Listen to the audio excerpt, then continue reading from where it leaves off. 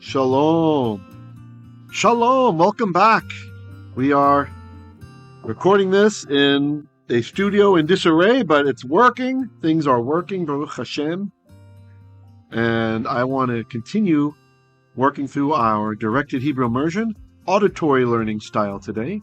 So we will not be drawing with pretty colors on the screen. You don't even have to look at the screen if you don't want to. It is there in 4K if you want it, but you don't have to look at it. I would like to have a moment of silence. In the city here where we're at, 7 people died from drowning. So let's just lift them up to Hashem, those souls.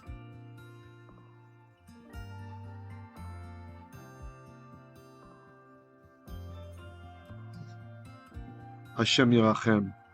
I hope the number's not higher. When last I heard it was 7. So, we will be continuing today to work through Shofetim, that's Judges, chapter 2, starting with verse 19. You can do this while you're driving, while you're commuting, while you're doing some chores or something, or just sitting there with your eyes closed, meditating on the Hebrew words. I recommend that you actually pay attention to the words. Don't let your brain shift into a state to where you're focusing on the other things. Like if you're doing mundane chores, that's great. Let that be the autopilot, and your mind's listening to the Hebrew.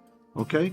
Of course, if you're driving, you have to make that your primary. But do what you can. Try to preempt, if you know a word, try to think of it before I tell you what it means. That's a very useful technique for locking in the biblical Hebrew. Let's just say real quick prayer. Avinu malkeinu ken yirachson. Ki tishlach et shlomecha al kol mishpacha be'iyim Filipinim Adonai. Ken yiratzon ki tishmorna et kol nefesh mirah u'memavet. Ken yiratzon ki divrecha yihyu aleihem. Lolano belacha yihye kol hakavod. All right, here we go. So I won't be writing on the screen or anything. You don't have to watch. You can have your Hebrew Bible open if you like, or whatever. So Judges chapter 2, verse 19.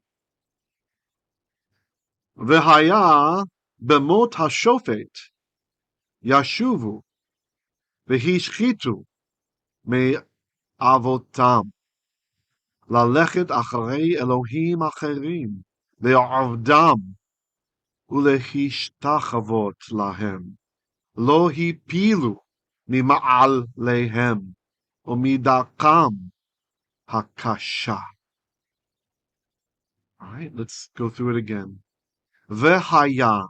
So, haya, we know this. It's the word to be or to exist.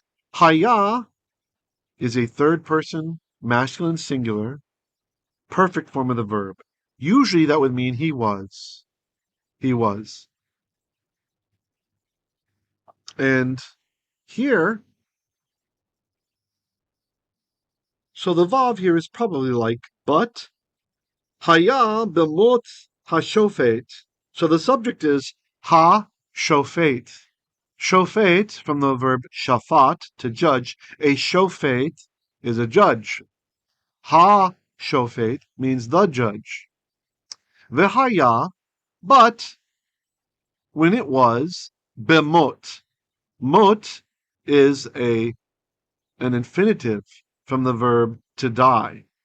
Right? Like the very famous mot yamut, indeed shall be executed, someone who breaks the Sabbath day, etc.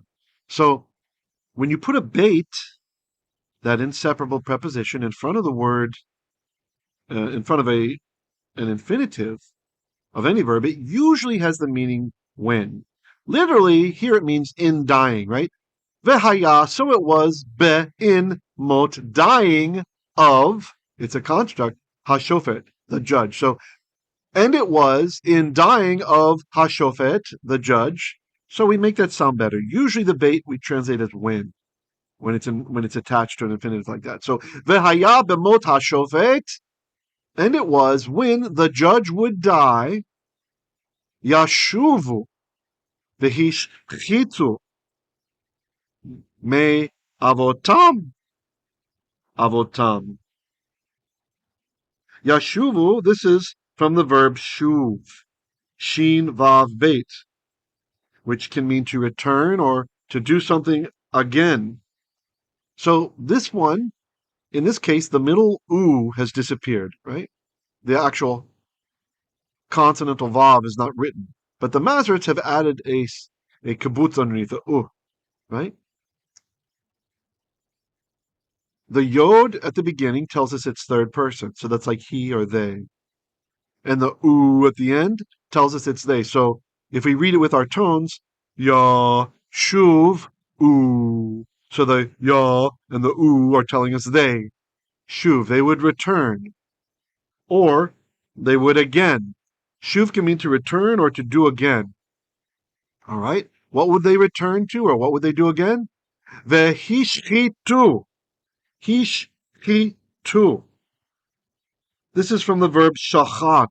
It's a hiphil form of it. You can tell by the hey at the beginning and the yod that's before the third root letter. The root letters are shin, chait, tav, shachat, which is to ruin or to spoil. The hiphil is to cause. So they would cause to be ruined. They would cause to be spoiled, which really we can end up just translating that in English as they would ruin or they would. It can also mean annihilate, like exterminate in some contexts. It just depends when how you're using it. So you need to be a little bit flexible.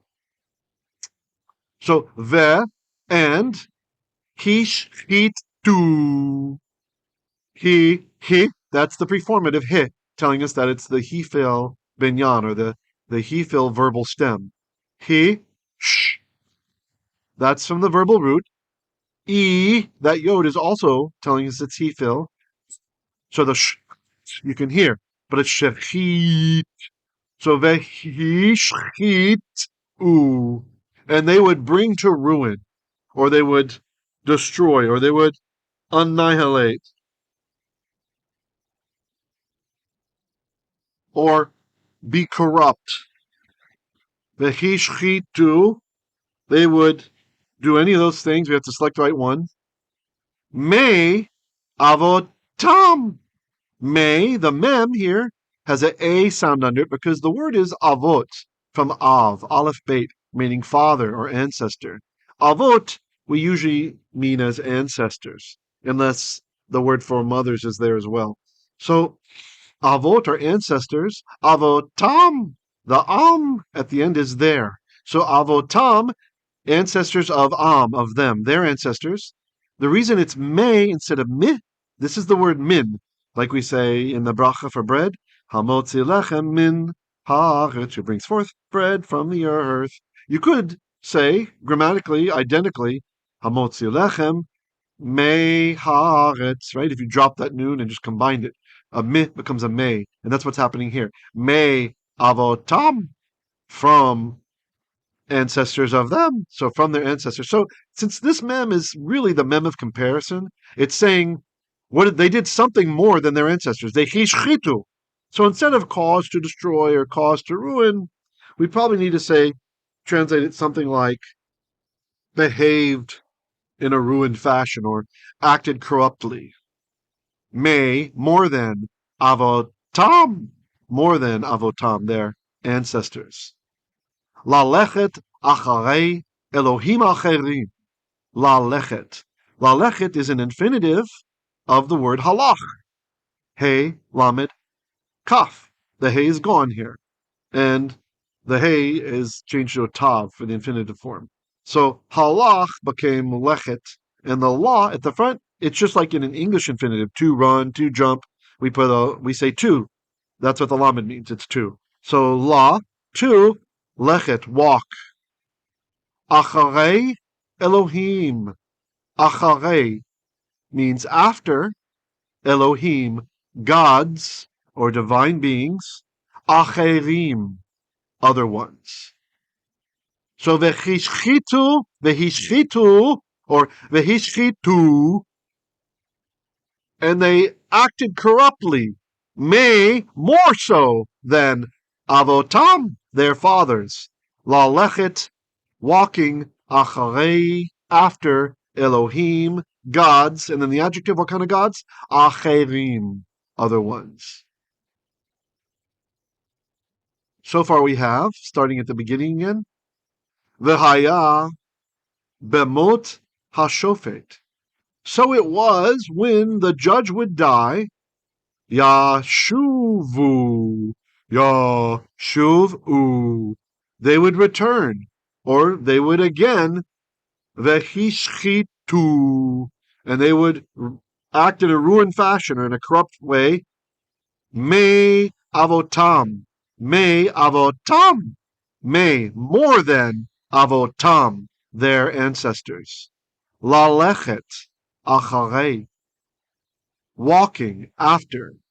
Elohim acherim, other gods. Okay, let's continue with the second part of verse 19. Le'avdam, lamed, ain, beit, dalet, mem, to give you a hint about the function of the mem. So this is an infinitive. The lamed again, just like the English to, and then the verb is avad, ayin, beit, dalet, to serve. So le, to, avad, serve, them. And you need to understand the nuance of service here. This is where we get the noun avodah, which is like the service of that the Levites did and the Kohanim did, right? The service. This is worship. This is the real verb that indicates Hebrew worship, is avad, to serve. It's your service that is your worship. It's not your songs. It's not your dances. Granted, on a very light level, those are forms of worship, yes? But the true worship of believers who have the Ruach Elohim inside of them is their service. It's their actions. So that the verb avad, this is what is translated by the Jewish Greek of the Septuagint as latrεύω in the Jewish Greek, latrεύω, and also in the apostolic writings, the New Testament. So that any time latrεύω shows up in the apostolic writings in the New Testament, it's talking about this kind of true worship, like really worshiping, avad, serving God, worship. And you'll find that it is only ever applied to God the Father. We never see the avad applied to Hamashiach, to the Messiah. You might see it in your English translations, but it's not in the Jewish Greek. It's not there.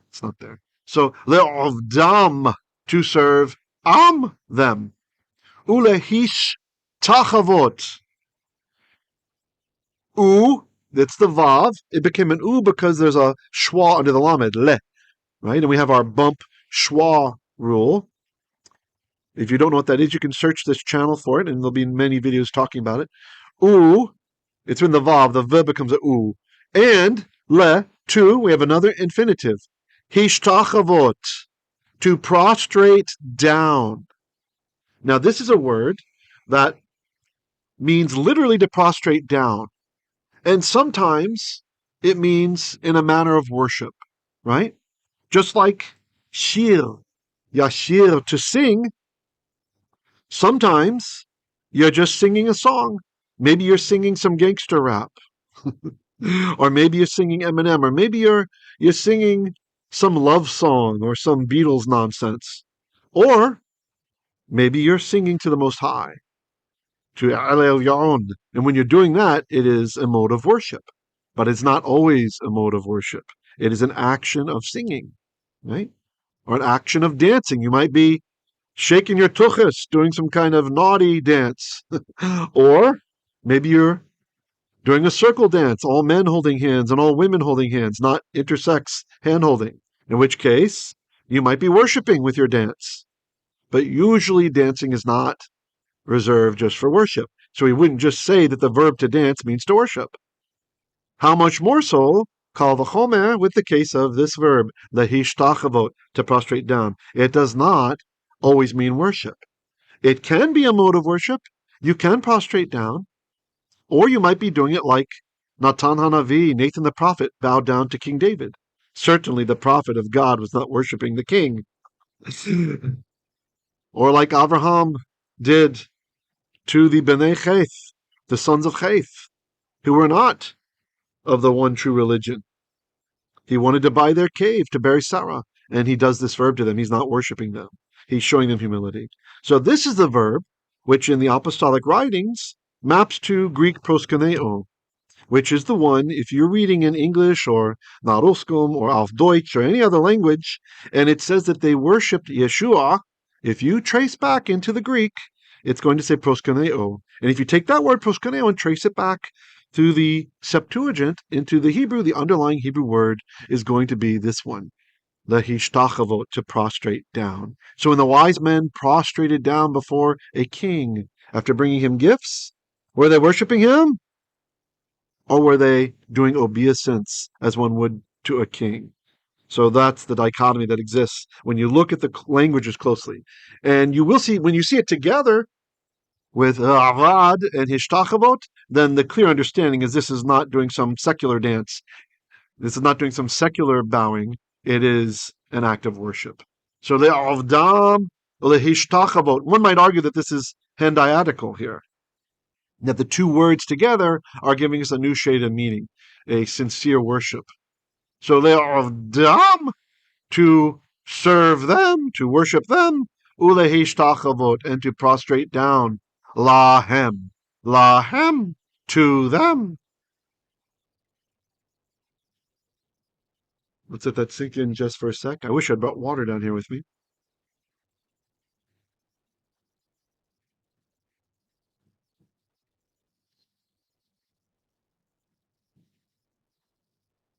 So just to repeat that part.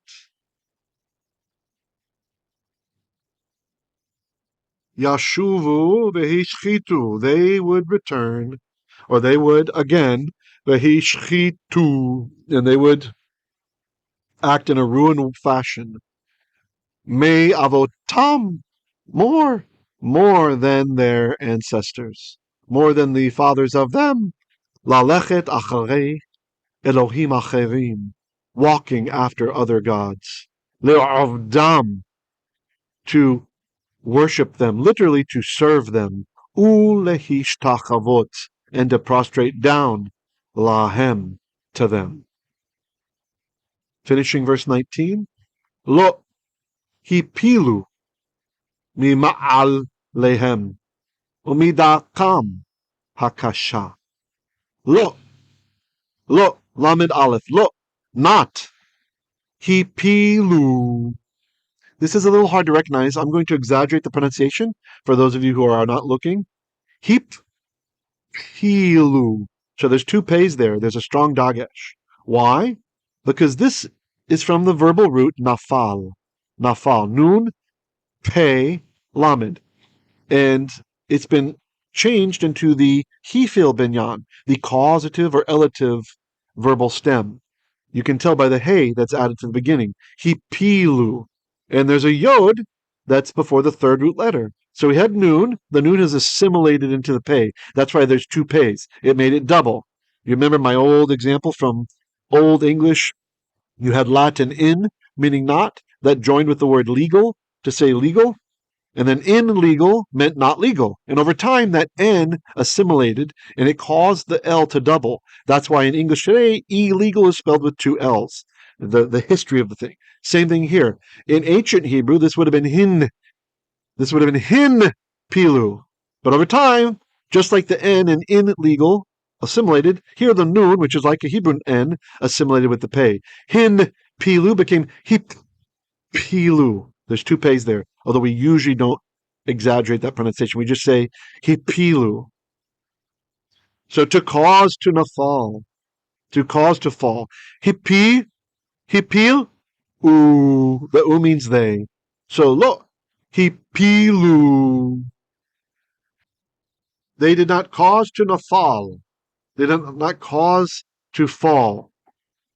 Mi.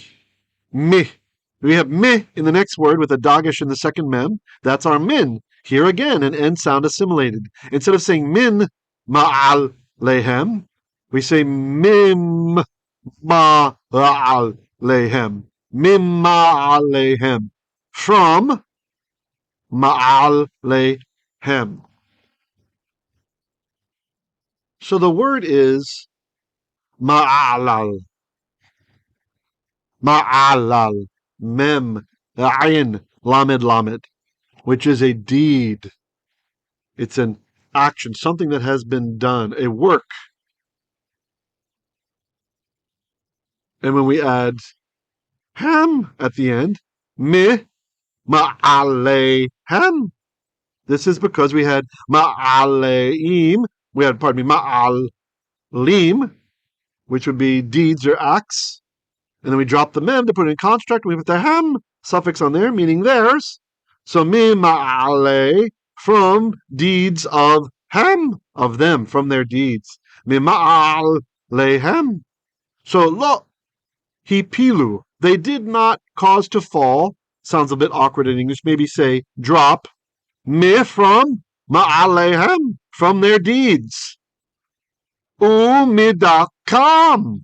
Or and, mid. So we have again the min assimilated. There's a dalet. The dalet has a dagesh in it. Min plus dakam became mid dakam. This is or, me, from, and the word is derech. Derech. It's a little hard to recognize by how the vowels have changed. Derech. Like Mashiach says, he is the derech. Dalet, resh, kaf, the way. It's a way. Umi, and from, dak, way of, it's a construct form, them. So hem and hem and at the end of a word, they're synonyms. They both mean the same thing. Just like we can have the pronouns in biblical Hebrew, haim and hema, with a hey at the end. They both mean they. So, or from the way of them, or from their way. What way? Hakasha, the hard one, the difficult one. Kasha has this meaning of harsh, hard, severe. If you remember, in Shemot, we went through this. It's been a while. You can go back and look. There's a playlist for Exodus. All the Exodus readings. We're up in chapter 28, I believe now. So all of the book of Exodus we've read and translated and explained. For those of you who want to immerse just in that book, we have two different playlists. So we have the language lab playlist that all of these immersion classes are going into. If you wanted to go through them sequentially, right? Because sometimes I introduce a topic while we're in Exodus one day, and then the next day we're in Kings, and I refer to it again, right? But we also have them broken by book. So if you just want to go through Exodus, you can. The only downside is you won't get any of the filler that maybe came from Psalms teaching, or came from a Koheleth, an Ecclesiastes teaching, or from Judges. But still, you can go through Exodus only, or First Kings only, or Koheleth only if you like, or Judges only. That's there for you if you want to go and review that. I highly recommend if you have the time. So if you recall in Exodus, when the people were enslaved, we were given avodah kasha. It says, it's the same word here. Back-breaking labor. Avodah, labor that is kasha is the adjective. Very harsh, very severe. So umidakam, or from their way. Which way? Hakasha, their severe ways. Okay. Let me see how we're doing on time. Make sure I keep it right. All right. Wow. Verse 19 is very long. I'm trying to decide. I think I will make the class a bit longer today and get verse 20 in there, just because we had those outages from the flooding here in the Philippines. All right. So Judges chapter 2, verse 20. I'm not going to repeat the 19 right now. We'll go through it one more time at the very end. Verse 20. Vayichar af Adonai beYisrael. Vayomer ya'an asher ra'veru hagoy hazeh et beriti asher tziviti et avotam velo shame'u lekoli. All right, let's break it apart.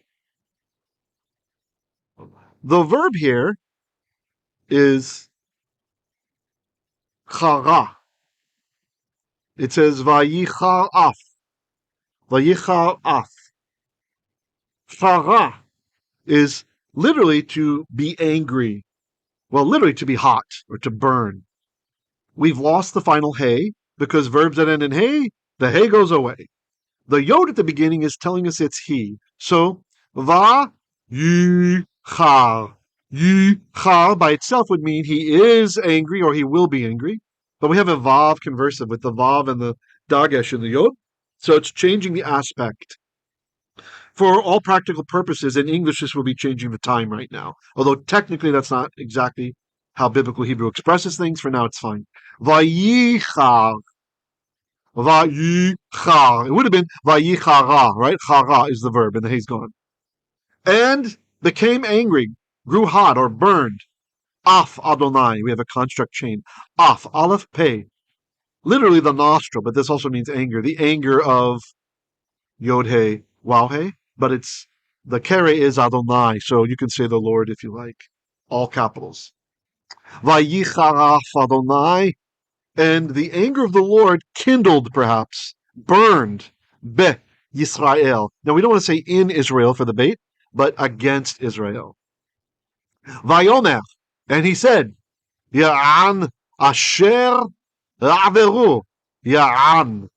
Ya'an, yod, ayin, nun means on account of, like because, asher, how.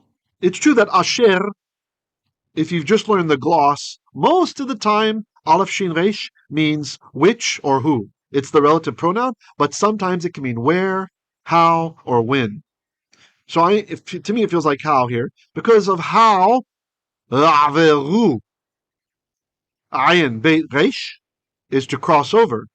So, la'averu, the oo means they. Because how they crossed over, who's the ones who crossed over? Okay, actually here it's probably transgressed.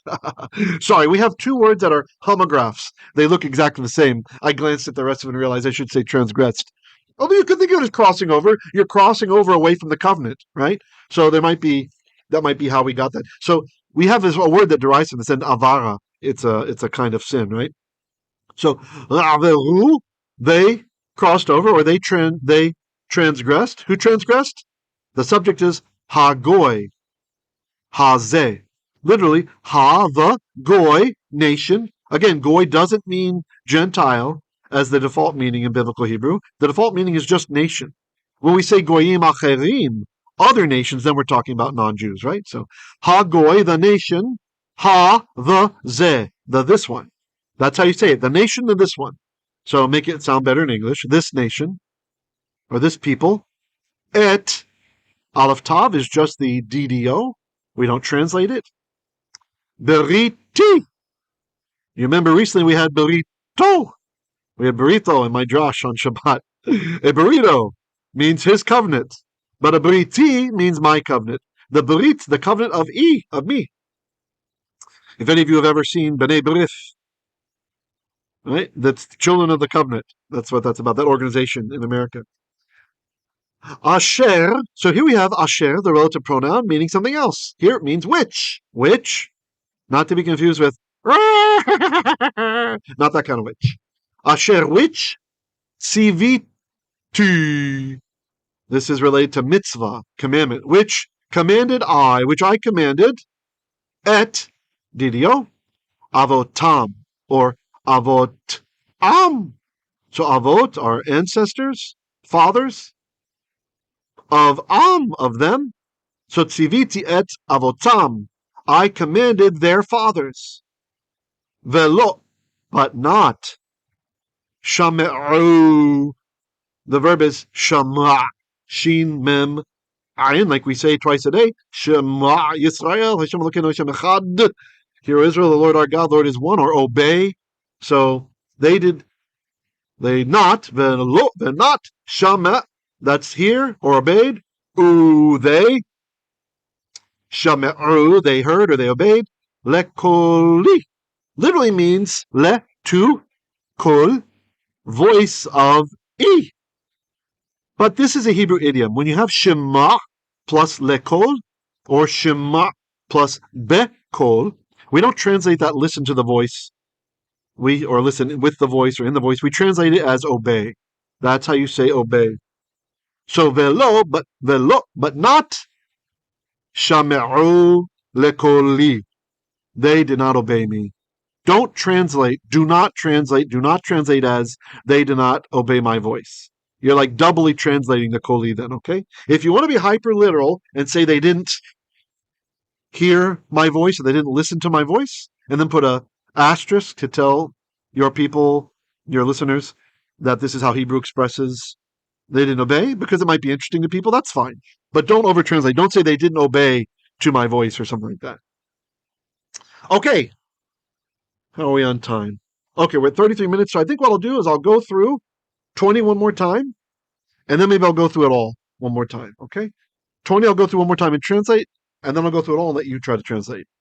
All right, Judges chapter 2, verse 20. Oh, wait, is it 2 or 30? I mean, 3. Keep. No, I think it's 2. Okay. Vayichar af Adonai, and the af Adonai, the anger of the Lord, grew hot beYisrael, against Israel. Vayomer, try to translate before I do. And he said, Ya'an, it is on account of, it is because of, Asher, how, Ra'veru Hagoy Hazeh, this nation has crossed over or has transgressed, Et Beriti, my covenant. Asher Tziviti, which I commanded. Et Avotam, Avotam, their ancestors. Velo Shame'u Lekoli, and not they obeyed me. Okay, now I'm going to read both verses in the Hebrew, kind of briskly. Let's see if you understand it, or at least if you can feel the understanding.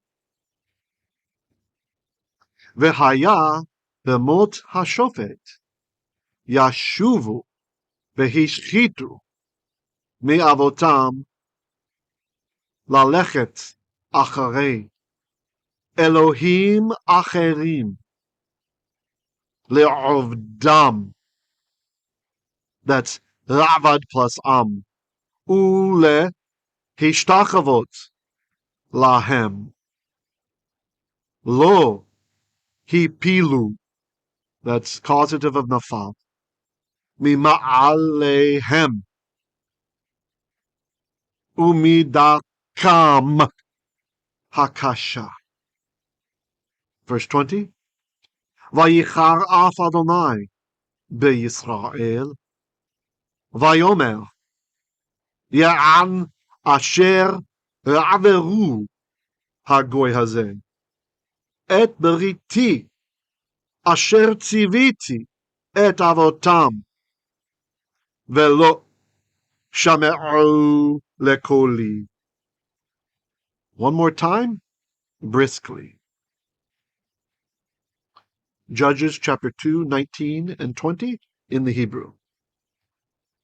V'haya b'mot hashofet yashuvu v'hishchitu me'avotam lalechet acharei Elohim acherim le'ovdam u'lehishtakavot lahem lo hipilu mima'alehem u'midakam hakasha. 20. Vayichar af Adonai beYisrael. Vayomer Ya'an asher averu hagoy hazeh. Et beriti asher tziviti et avotam. Velo shame'u lekoli. All right, you guys have a great day moving forward. Be encouraged.